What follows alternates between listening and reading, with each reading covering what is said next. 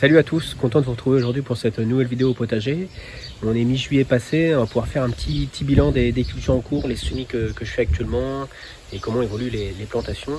Alors tout d'abord, je vais vous montrer le dernier semis que j'ai fait. Alors là, c'est un semis d'endives. Donc voilà, que j'ai lancé le 10 juillet, donc ça y est, elles sont bien sorties. Et je les replanterai au potager d'ici la fin juillet quand les températures seront un peu plus fraîches. Donc du coup je les ai semés à l'ombre d'un arbre pour éviter qu'elles subissent trop les chaleurs des jours actuels. Je vais vous montrer un petit peu au niveau du potager. Alors là forcément tout pousse bien, soleil. Par contre voilà, arrosage tous les 2-3 jours parce que sinon ça a tendance à sécher assez vite. Surtout qu'on a un petit vent actuellement qui assèche encore plus rapidement les cultures. Donc, voilà, même en arrosant les laitues commencent à monter en graines. Donc, du coup voilà, on a des fleurs un petit peu partout. Je voulais vous montrer là aussi, regardez, il y a un plant de courge qui est arrivé là tout en haut dans le buisson. Comme quoi il a grimpé assez rapidement. On voit, alors je sais pas si on voit, ici on a une courge qui est en train de pousser. Et il est parti tout en haut.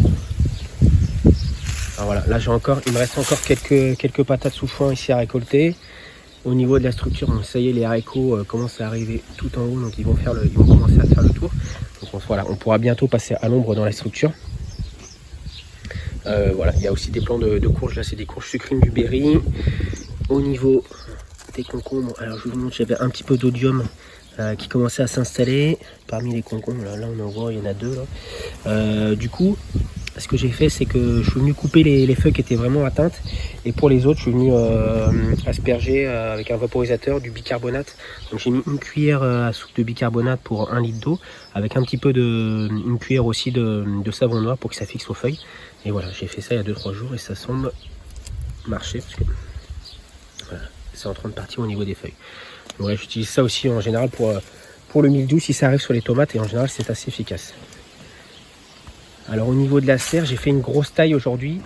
Non, c'était hier. J'ai fait une grosse taille des feuilles. Donc vous voyez au niveau du feuillage pour dégager un petit peu le bas des plants. Parce que mes plants sont... Alors ici voilà, il y a plusieurs ramifications. Là on voit il y a 2 branches sur celui-ci. Celui de derrière il y a 3 branches principales. Donc le but c'était de vraiment dégager au milieu. Parce que voilà, les feuilles entre les 2 branches se touchaient. Ce qui peut créer des zones voilà, à risque avec l'humidité du matin. Donc ça peut, voilà, c'est pour éviter les maladies. Au niveau de la taille, donc vous voyez, là j'ai taillé hier et ça a déjà cicatrisé. Donc l'idée c'est de tailler vraiment le matin d'une journée ensoleillée quand il fait beau pendant 2-3 jours en général, pour que ça cicatrise plus vite. Ça évite, en fait, voilà, ça fait, quand on va couper, ça va faire une blessure au plant, ce qui peut être une entrée pour les maladies éventuellement. Donc voilà, si on le fait par journée ensoleillée, ça limitera les risques de mildiou. Et donc j'ai dégagé un petit peu tout le bas des plants qui sont dans la serre. Alors là les plants font presque plus de 2 mètres, donc ils sont plus grands que moi, donc voilà, ça va dégager en tout cas le bas, et ça permet une meilleure circulation de l'air dans la serre pour bien aérer et bien ventiler. Voilà, donc là il y a un petit peu de tout au niveau des tomates. Là c'est les plants de tomates cocktail clémentine. Vous voyez, il y a vraiment beaucoup de fruits à l'intérieur. Voilà, donc du coup on a commencé à récolter les tomates cerises depuis quelques semaines. Voilà, ça promet une belle récolte cette année. On a également là, ici c'est les melons sucrins de Tours. Vous voyez, même là pourtant j'ai arrosé hier matin et les feuilles commencent à tirer un petit peu la tête en courte journée. Alors il fait très chaud en ce moment, on n'est pas forcément habitué en Bretagne. Mais voilà, ça plaît en tout cas aux poivrons. Voilà, pas mal de poivrons qui sont en formation. Je vais vous montrer aussi les piments d'Espelette, regardez. Hop, les petits piments Goria, donc ça y est, ceux-là on va pouvoir commencer à les récolter, ils sont mûrs. On va les faire sécher dans la maison du coup. Et au niveau des melons, on en a ici également. Alors pour les melons, j'ai taillé après le melon pour éviter qu'il y ait d'autres fruits, que le fruit puisse bien se développer. On a également des petites aubergines, je crois que je vais vous montrer. Voilà. Ici c'est les aubergines japonaises.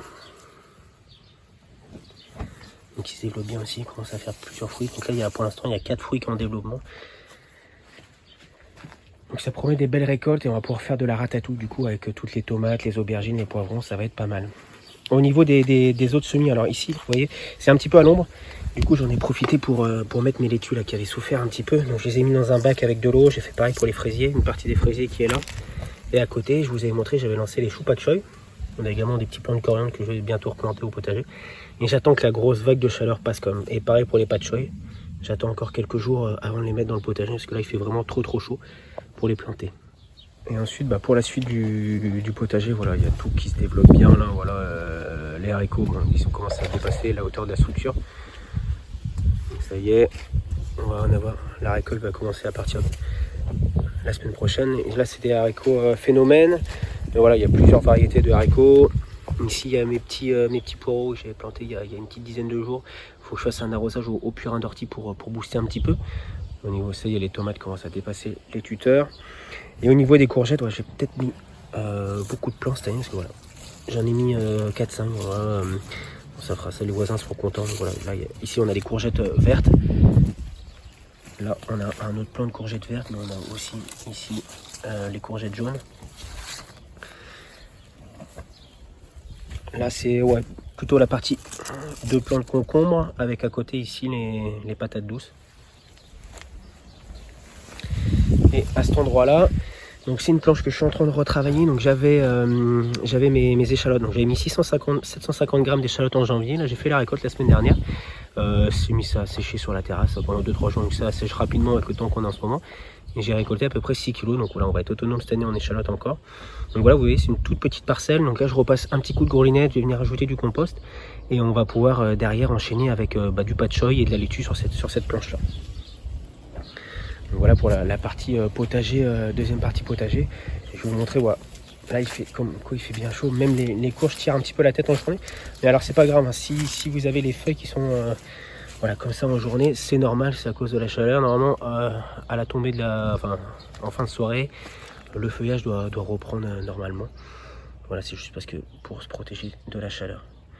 Alors n'hésitez pas à arroser, hein. Là en ce moment je fais plutôt les arrosages le matin. Alors quand je fais tout le potager, je le fais tous les 3 jours à peu près.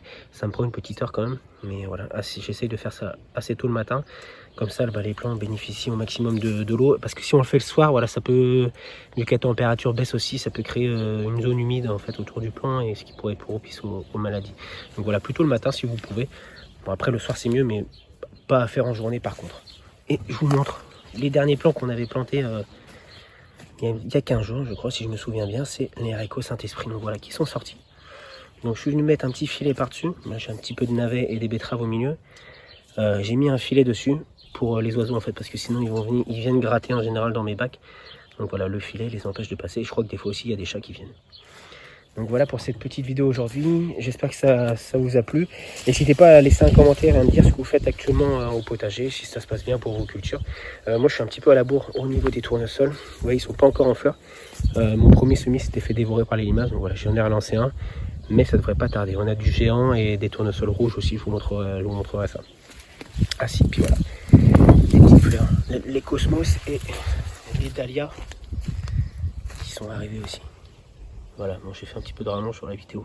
Moi, je vous souhaite à tous une excellente semaine. Puis on se retrouve la semaine prochaine pour une prochaine vidéo au potager. Allez, ciao, ciao.